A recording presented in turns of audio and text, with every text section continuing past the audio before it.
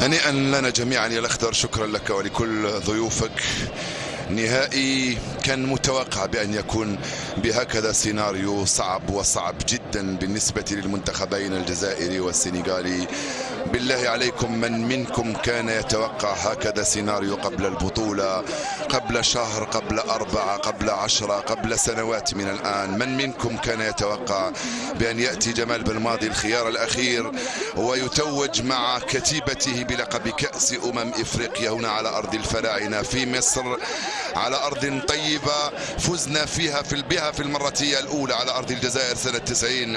ها هي المرة الثانية التي نفوز فيها باللقب القاري. الجزائر وما أدراك فازت مرتين فقط باللقب القاري، هذه المرة كان لقبا أجمل وأروع. يا سلام على هذا التتويج، ممر شرفي لعناصر المنتخب السنغالي الذين أدوا بطولة رائعة وأدوا مباراة نهائية أيضا رائعة. خليني نقول بأن تسجيلنا الهدف الأول لم يخدمنا من الناحية الفنية أثناء هذه المباراة، ولكن خليني نقول كذلك بأن الذي يقاوم ويكافح ويحافظ على شباكه ويبعد السنغاليين عن مرماه أيضا يستحق التشجيع ويستحق الاحترام. السنغاليون يستحقون منا كل الاحترام لأنهم بذلوا الجهد الكبير من أجل العودة في النتيجة، ولكن الجزائريين أيضا يستحقون كل الاحترام والتقدير، خاصة وأنهم صمدوا بهذا الفريق تقريبا بنفس التشكيل الذي لعب 6 مباريات سابقة ما عدا مباراة تنزانيا التي أشرك فيها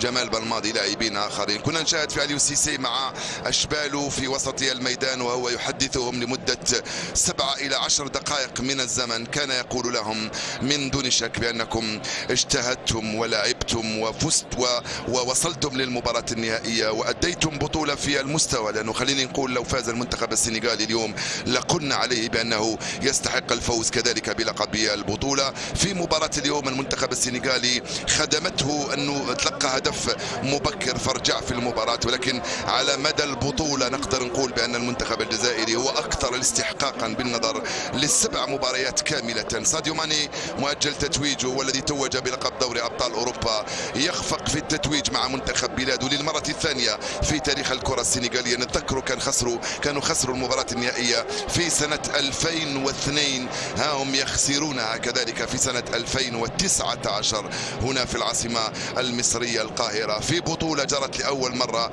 ب24 منتخب، كان فيها التنظيم رائعا بالنسبة للمصريين حيث لم نسمع ولم نقرأ ولم نلاحظ أي شكاوى ولا أي ملاحظات يمكن أن تكون على لجنة التنظيم. متعودين نشتكي في الكثير من البلدان الإفريقية التي نظمت كأس إفريقيا، هذه المرة ب24 منتخبا في 6 ملاعب في 6 ملاعب رسمية تلعب عليها المباريات، وعدد كبير من الملاعب التدريب بالنسبة للمنتخبات. خلوني نقول بأن عليو المدرب الحكم الكامروني كان في المستوى بنسبة كبيرة. شكرا لك يا علي أنك لم تصفر ضربة الجزاء، طبعا كان مشكوك فيها، لو صفرتها لرفعنا لك أيضا القبعة وقلنا بأن تقديرك أراد أن جعلك تقول بأنها ضربة جزاء، ولكن تقديرك بعدما رحت لتقنية الفار وعاودت مشاهدة الفيديو وتشاورت مع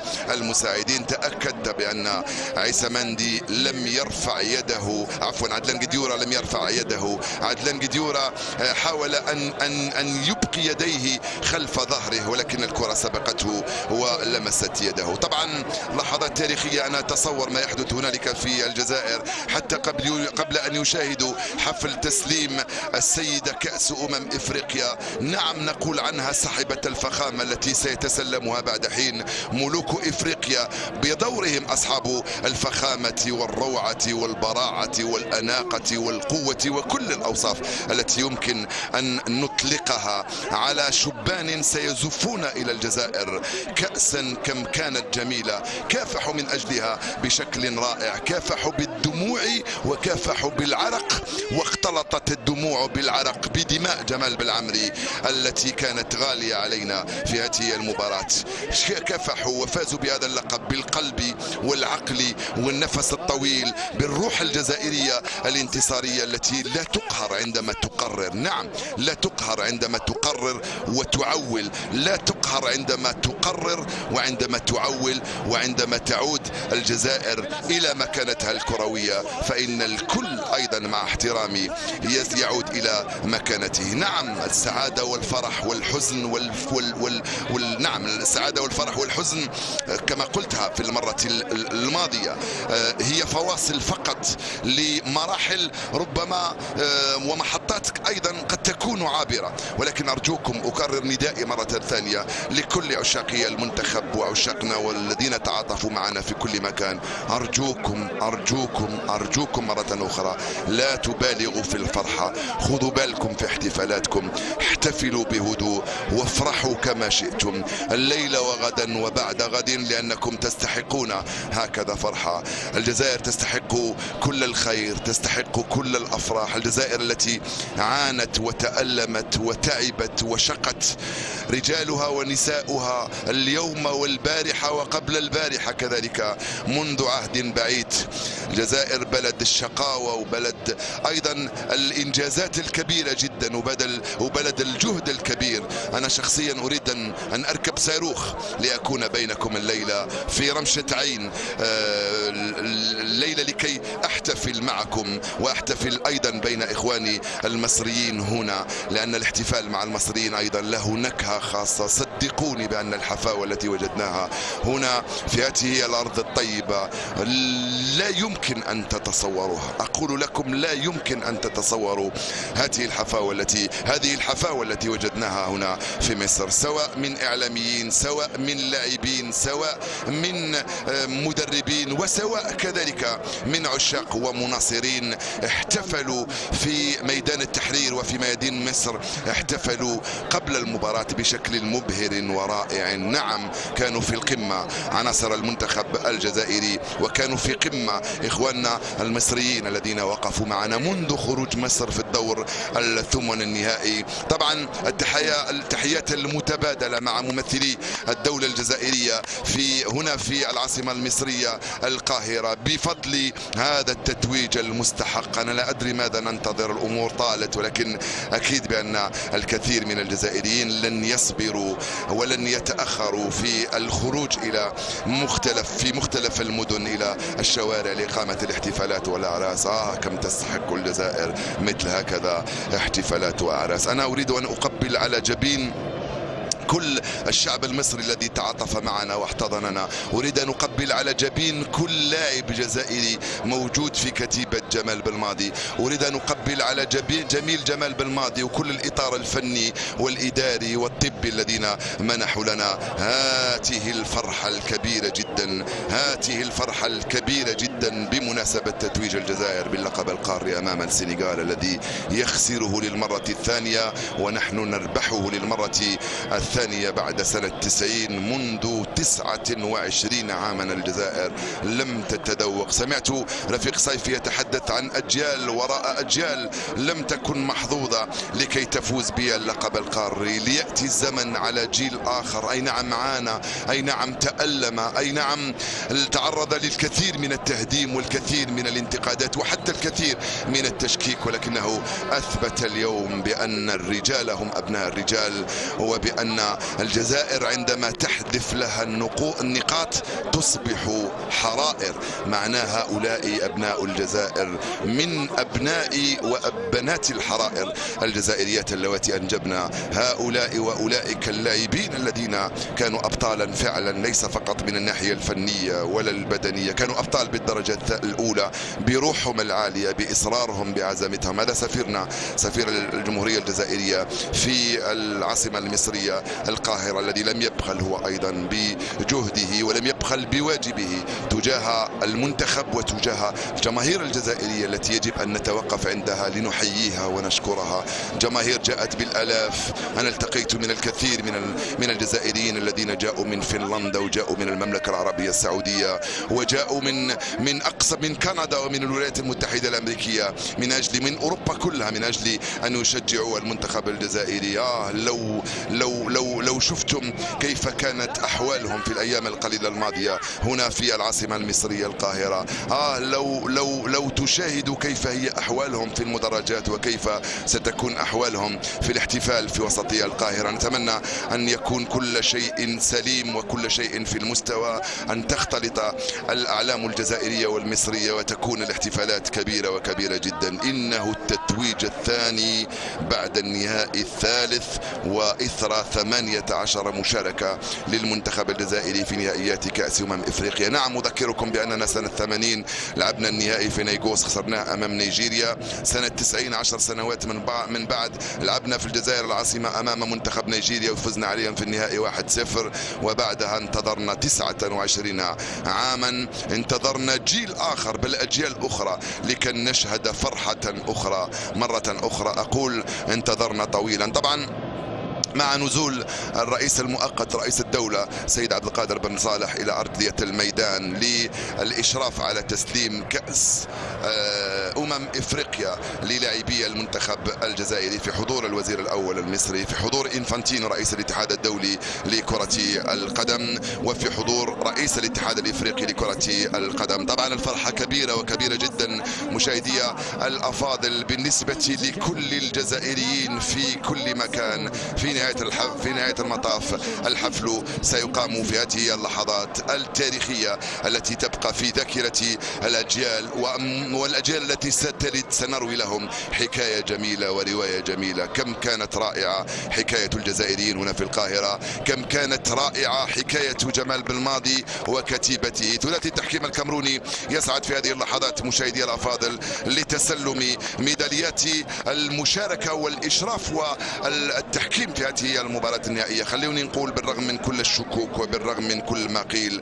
عن تغيير حكم المباراة من جنوب افريقيا لحكم الكامروني اليوم، خلوني نقول بأنه التحكيم كله كان في المستوى، ليس لأنه لم يمنح ضربة جزاء للسنغال، لا، لكنه بل منح العديد من البطاقات الصفراء للجزائريين، ولكنها كانوا موفقا وكان في المستوى. تقنية الفار صنعت الفارق في هذه البطولة كما هو متوقع، صنعت الفارق في العديد من المباريات والعديد من المحطات، ليس فقط قاريا ولكن أيضا أوروبيا وعالميا. صنعت الفارق، هناك من احتج عليها وهناك من انقذته وهناك من كانت أثرت عليه كثيرا. كنا نشاهد منذ لحظات في صاحبة الفخامة السمراء يقول عليها الجزائريون الكحلوشة نسبة إلى كل شيء أسمر أسمراني، ستنتقل إلى الجزائر غدا صباحا، ستزف إلى أحلى عريس اسمه الجزائر بعد لحظات قليلة، بعد أن يتسلم الحكام ميدالياتهم ويصعد السنغاليون فوق المنصة هم كذلك لتسلم ميدالياتهم الفضية بسبب احتلالهم المركز الثاني في هذه البطولة بجدارة واستحقاق. إنفانتينو وعيسى حياته والسيد عبد القادر بن صالح رئيس الدولة المؤقت الذي يسلم بدوره الميداليات للمتوجين في هذه البطولة. طبعا لحظات تاريخية جدا بالنسبة للجزائر، تاريخية بالنسبة لمصر، لأنها أول مرة تنظم بطولة ب24 منتخب. كان تحدي كبير وكبير جدا، خاصة وأن أشقائنا المصريين لم يكن لديهم الوقت الكافي، ولكن في مصر هناك القدرات الكافية والإمكانيات اللازمة لاحتضان إفريقيا واحتضان المنتخبات العربية التي كان عددها 4 مشاركة في هذه البطولة. خرجت مصر المنظمة، وخرجت المغرب المرشحة، وخرجت تونس في الدور النصف النهائي، وخرجت موريتانيا بجدارة بعد أن لعبت بطولة في المستوى في مشاركتها الأولى في نهائيات كأس إفريقيا. وبقيت الجزائر وصلت المشوار إلى غاية تتويجها باللقب القاري. الممر الشرفي لعناصر المنتخب السنغالي الذين يستحقون منا كل التحية وكل التقدير، ويستحق منا فرانك ريبيري وزوجته وبناته وأبنائه بحضوره في هذه المباراة. كنا نأمل في حضور نجوم آخرين يشهدون هذه المباراة النهائية. لا أقصد وأتحدث عن النجوم الجزائريين بين قوسين. أنا شفت الكثير من اللاعبين المتميزين القدامى، نيجيريين، كامرونيين، إيفواريين وغيرهم من النجوم الذين حضروا في هذه البطولة تشجيعا لمنتخبات بلادهم. لكن معليش نغلق القوس، شيخو كوياتي هل كان أفضل لاعب في هذه المباراة؟ لم أتابع جيدا. المهم كوياتي تسلم لقب أفضل لاعب. أفضل لاعب في البطولة قد يكون هذا الكنز. نعم هو الكنز إسماعيل بن ناصر الذي ينال لقب أفضل لاعب. كنت كنزا وثروة تبقى ثروة يا إسماعيل يا بن ناصر. اكتشاف هذه البطولة بالاختصار شديد، كنت طفلا صغيرا أو طفلا كبيرا، خلينا نقول رجل كنت في هذه المباراة. الكرة بينك وبين كوياتي الذي تسلم أعتقد جائزة أفضل لاعب منذ حين، كانت تحمل أكثر من دلالة. وزير الشباب والرياضة الجزائري أيضا حاضر في المدرجات. هذه كأسك الصغيرة، وانتظر شوية حتى تنال كأسك الكبيرة وكأس الجزائر الكبيرة. تستحق كل خير يا إسماعيل.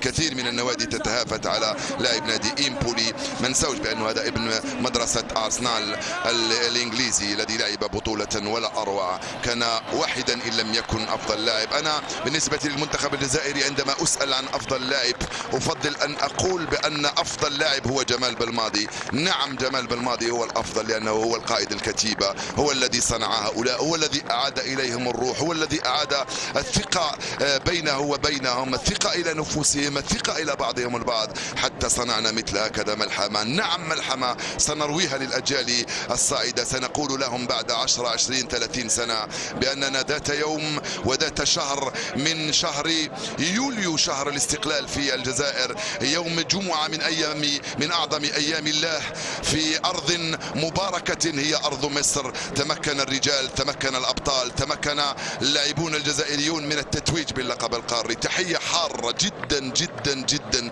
لكل سنغالي، لكل لاعب سنغالي في هذه البطولة. نعم لعبوا مباراة بطولية هم أيضا في هذه المباراة. صدقوني لو فازوا علينا وسجلوا لكنت هنأتهم بنفس الشكل أو ربما أقل مما أهنئهم الآن. كنت سأبكي على الجزائر ولكن أهنئ المنتخب السنغالي. هنيئا لساديو ماني وللسنغال على هذا الأداء الرائع جدا في هذه البطولة. نعم أداء رائع في البطولة وأداء رائع في المباراة النهائية. الروح التي كنا نلعب بها لاحظناها اليوم كذلك مناصفة بين الجزائريين والسنغاليين. كانت لديهم الروح اللازمة التي سمحتهم بأن يلعبوا مباراة بهذا الشكل، مباراة بطولية بهذا الشكل. نعم يجب أن نتوقف عندهم ويجب كذلك أن نحييهم ونتمن الجهد الذي بذلوه طيلة هذه البطولة. الجزائر اليوم كتبت التاريخ بأحرف من ذهب ودونت اسمها كذلك بأحرف من ذهب، ليس لأنها فازت باللقب القاري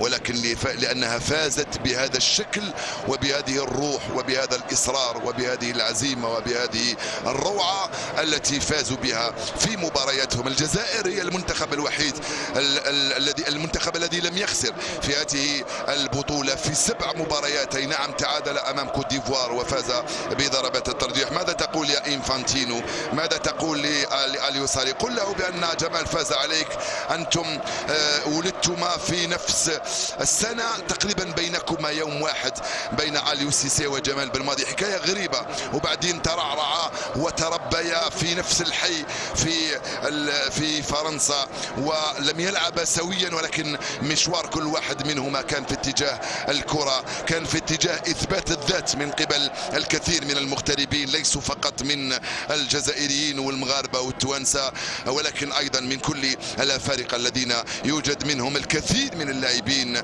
في فرنسا وفي هولندا وبلجيكا وفي انجلترا وفي غيرها من الدول الأوروبية، لأسباب تاريخية ولأسباب رياضية، لأسباب اجتماعية كذلك معروفة عند العام والخاص. وصلت الآن اللحظات التاريخية الكبيرة التي ستزف فيها السيدة صاحبة الفخامة كأس إفريقيا، ستزف إلى عريس يلبس الأبيض ويحمل على كتفيه الألوان الخضراء والحمراء والبيضاء، ألوان علم الجزائر. نعم هي ألوان علم الجزائر الجميلة والجميلة جدا. الجزائريون يتوجون باللقب القاري.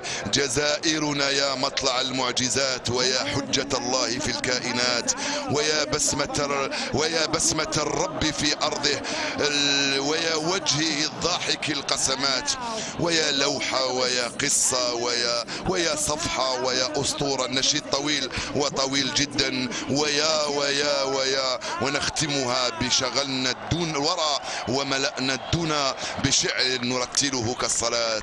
تسابيح من حنايا الجزائر، من حنايا الجزائريين هؤلاء وأولئك الموجودون هنا في القاهرة والذين يوجدون هنالك في كل مكان. أنا أعرف بأن قلوب إخواننا في كل مكان يحمل اليوم اللون الأخضر والأحمر والأبيض، يحمل الجزائر في قلبه. وأنا أقدر كل عاشق، كل هائم، كل محب، كل مقدر، كل عاشق لهذه الجزائر ولهذا المنتخب. هذه هي الجزائر التي نريدها مختلفة تماما، هذه الجزائر التي نريدها عهدا جديدا نتمناه قريبا إن شاء الله بفضل أبناء الشعب الجزائري كلهم، كل أبناء الشعب الجزائري الذي نتمنى له كل الخير حتى نعاود الانتقال لمرحلة أخرى ونعاود إنجازات أخرى مثيلة، ليس فقط في كرة القدم ولكن في كل الرياضات. الجزائر قادرة على الفوز بكأس إفريقيا أخرى وأخرى وأخرى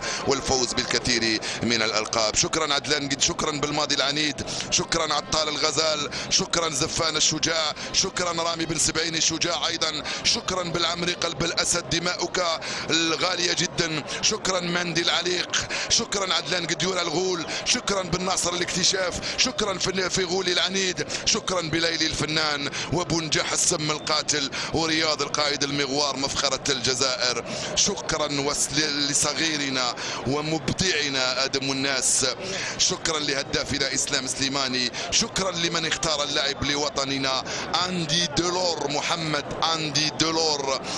يا حليش فزت بها في نهاية المطاف.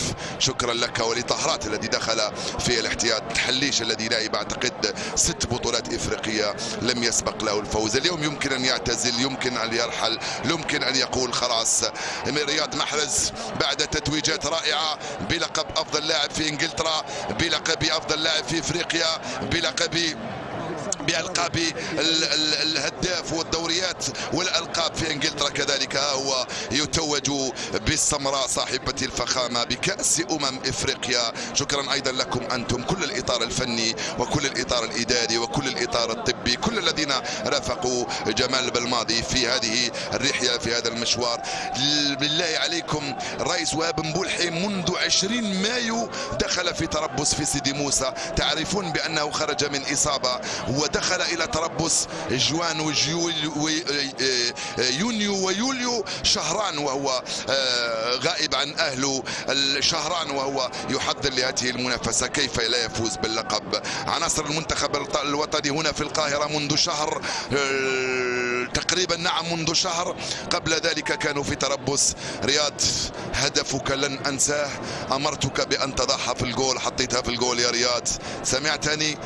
نعم يا رياض، هي الثانية النجمة للمنتخب الجزائري في قميص كم هو غالي، في قميص كم هو غالي، بلقب كم هو غالي. الحمد لله يا رياض، فزنا بلقب كأس إفريقيا بشق الأنفس ولكن بجدارة واستحقاق. نعم بجدارة واستحقاق، التتويج الثاني بعد النهائي الثاني وإثر 18 لقب. نعم الجزائر فازت بلقب كأس إفريقيا. قلنا لكم في بداية الوصف اشهدوا أننا في نهائي كأس إفريقيا على أرض مصر التي دخلناها سالمين وسنخرج منها بإذن الله سالمين غانمين معافين بإذن الله. نعم افرحوا وارقصوا. قلنا لكم اشهدوا بأننا جئنا إلى مصر بروح عالية بإصرار كبير، جئنا مثل ما قال بالماضي سأذهب للمنافسة، جاء للمنافسة فهو يتوج باللقب القاري. شكرا لك رياض، قدت المنتخب في نهاية المطاف إلى التتويج كقائد سيتسلمها صورة تبقى في التاريخ بالنسبة لرياض محرز. يمكن أن نردد النشيد ونردد كل الأناشيد الجزائرية.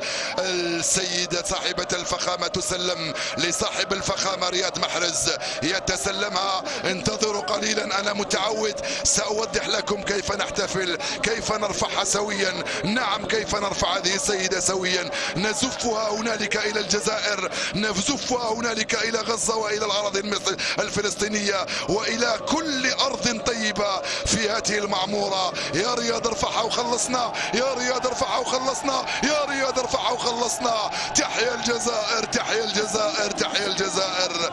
الجزائر بطلة إفريقيا. انتظرنا ساعة من الزمن، بل انتظرنا أشهر وسنوات، انتظرنا سنوات عجاف لنتمكن من الفوز باللقب القاري دون أن ننكر مجهودات كل الأجيال التي سبقت من لاعبين وإداريين وفنيين وجماهير وفية وغفيرة كانت حاضرة هنا في القاهرة، حاضرة في قلوبنا وفي عقولنا في كل مكان. يا إسلام، يا إسلام، في نهاية المطاف فزت بها.